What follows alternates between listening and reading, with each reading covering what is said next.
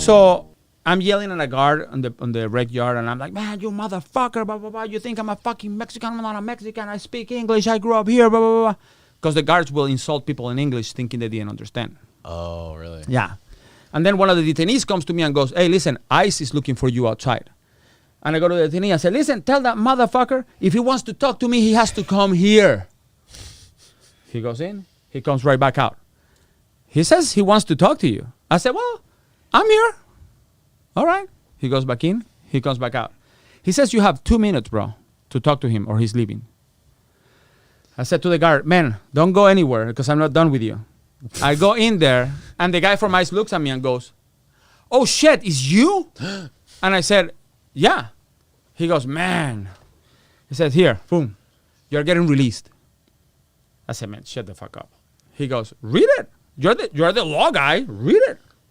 I read it. I go, man, I'm getting released. He goes, yeah, you're getting released. I don't know when. I said, bro, if you're pulling my leg, you know I'm fucking crazy. I'm going to burn this shit down. No, don't worry about it. He goes, believe me, I want you out. We all want you out. I'll try to get you out today. I sign my papers. One day goes by, another day goes by. It's December 22nd. Man, I'm still in there. I start, when you're an inmate, I don't know if you ever did this in a cell. When you're an inmate, you bang on the doors. You don't use your hands. You ball kick. Bang, bang, bang, bang. Back of your leg. So, yeah, the back of your leg because that makes...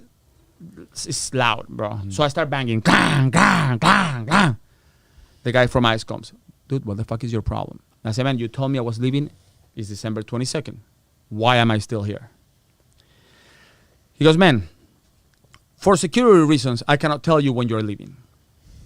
But I'm going to give you my opinion, just to get you off my back. My opinion is tomorrow by 10 a.m. I said, all right. He goes, all right. He leaves. Man, I said, I'm leaving tomorrow. So I didn't tell my daughters. I just showed up at their house. I had a friend pick me up. I walked out with my gray shirt, my gray sweats, and my, I don't know, what do you call those? You slip-ons? have the video. Yeah.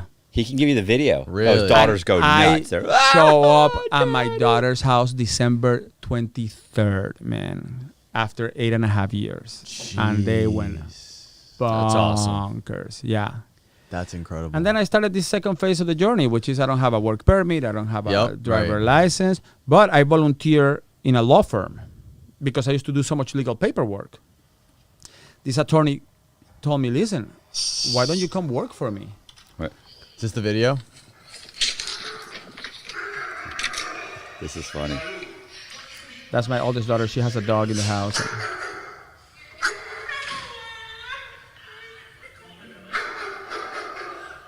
Oh, so you... The daughters, they just start bawling, crying.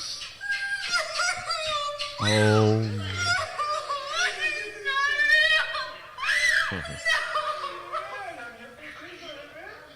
It goes. Listen. Oh.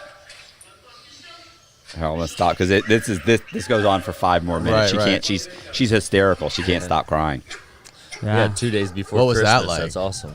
I was, well, weird because you walk out of prison numbed. Like people feel, but you don't feel. So it's like people get sad, but you don't get sad. People get, you are so used to seeing pain and hurting and all, that.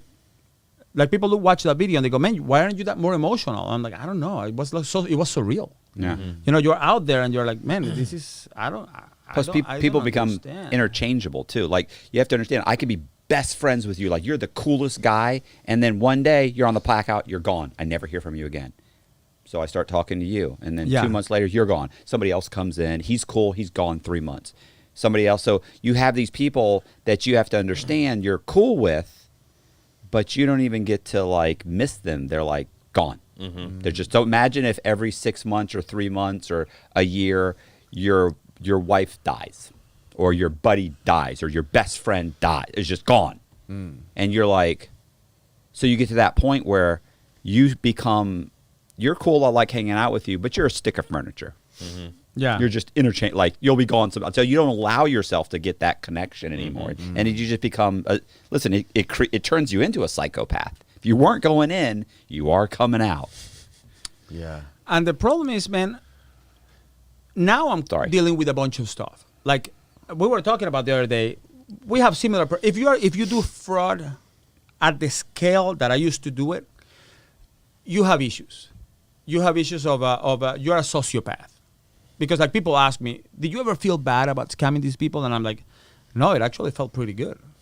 It actually, the fact that you go to battle and you win the battle every time, that's freaking amazing. But when people look at you, well, the problem is the guy that lost the battle is now fucked out of money. And you're like, well, but you don't think about that, because the money becomes irrelevant. There is a point where $1 million, $2 million, $5 million, $600,000, $20, $30, that's not why you do it. You do it because it's a fix. You're a little sick in the head. So now I get out and I have to be on the other extreme of the spectrum. So the other day, I can't believe I'm going to tell this story. The other day, I go to a supermarket, man, and the cashier goes, hey, you need a mask. I said, dude, do you have a mask? Was this in Florida? Yeah. And I'm like, in Orlando. And I'm like, that's fine. They usually That's give you weird. they give you a mask. I said, well, do you have a mask? And he goes, well, we are now selling them for $1.50. I said, are you fucking kidding me, dude? I come here all the time, and you always give me a mask. Yeah, we now sell them for $1.50. I said, you know what? Give me the fucking mask. Here's the $1.50. So as I'm walking out, the manager is standing out, and I said, listen, bro, I come here every day. I buy lunch. I buy my groceries here. This guy charged me $1.50 per mask, and I had to get 3 masks just to prove a point. So the guy goes, oh, shit, man, that's wrong. We're going to give you a $4.50 credit. All right. So I walk out, and I'm like, man, I scored. I did it. Yeah. So I go to Maria, who's the attorney that I work with, and I tell her, man, you know what happened? I fucked these people. I came in there, I told them I got 1 mask, but then I told them 3 masks, and it was $4.50, and I got $4.50. And she goes, all right, I'm going to drive you right back. You're going to give him back the $3. I'm like, I don't, why am I going to give him back the $3 if I scored them? They fucked me out of money. She goes, yes, but you cannot fuck people out of money just because they fucked you out of money, because you are not normal. You see? You don't know the difference between $3 and $1 million.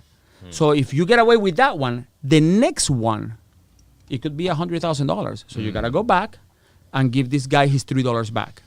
So I had to walk in there like a 5-year-old, like, I'm sorry.